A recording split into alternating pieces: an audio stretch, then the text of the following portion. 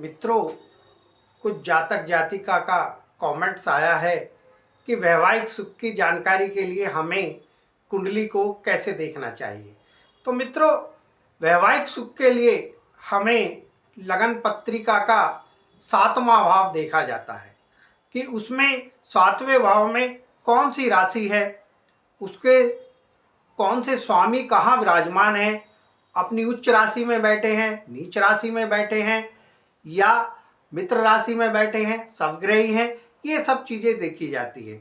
और 7वें भाव पर क्रूर ग्रह जैसे शनि, राहु, सूर्य या मंगल, वो उनका तो कोई दृष्टि नहीं है। तीसरे नंबर पे कुंडली मांगलिक योग तो नहीं है।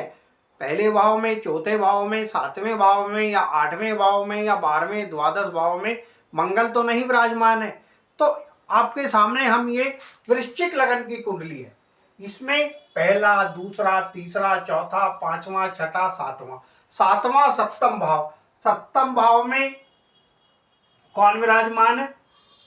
सप्तम भाव में हमारे 2 नंबर यानी वृश्चिक राशि, स्वामी शुक्रदेव हुए। शुक्रदेव कहाँ विराजमान है? शुक्रदेव सिंह राशि में विराजमान है। किसके साथ है? सूर्य के साथ।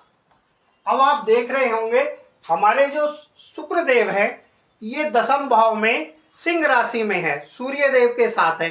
अब इस पर दृष्टि मंगल, शनि, सूर्य, राहु।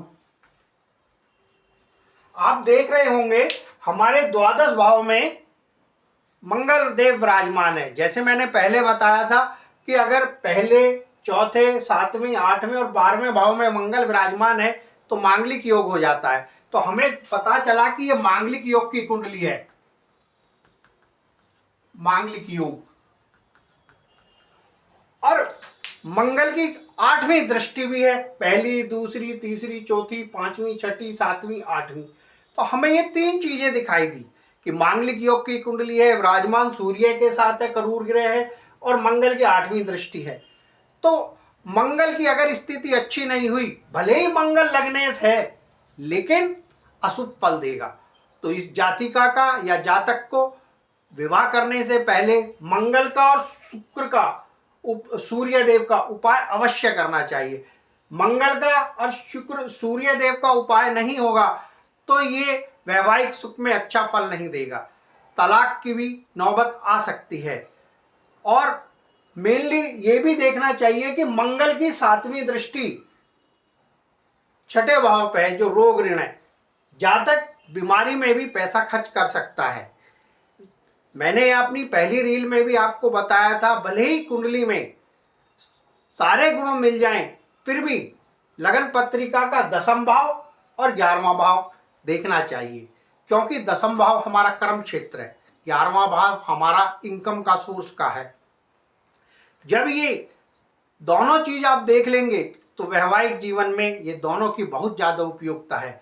तो इस कुंडली में मंगल का और सूर्य देव का पहले उपाय करके जब ही शादी करना चाहिए, अन्यथा वैवाहिक जीवन में तलाक तक भी हो सकता है।